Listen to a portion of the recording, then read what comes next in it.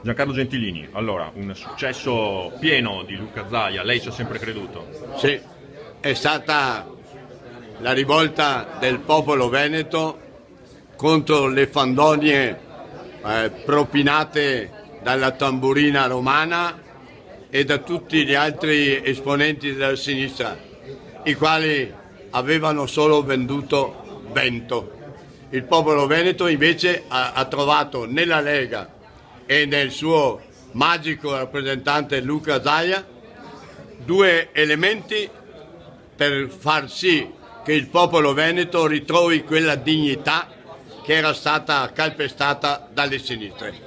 E ora lei ha chiesto di comportarsi di conseguenza. Ho detto che a un dato momento deve fare un patto d'acciaio con Salvini, che non succedano ancora quelle rotture al vertice, e deve ripartire per conquistare tutte le altre zone italiane, perché questa vittoria è soltanto l'inizio di una conquista del popolo, e Luca Zaia rappresenta l'onestà, la trasparenza e l'amore verso le città e l'Italia.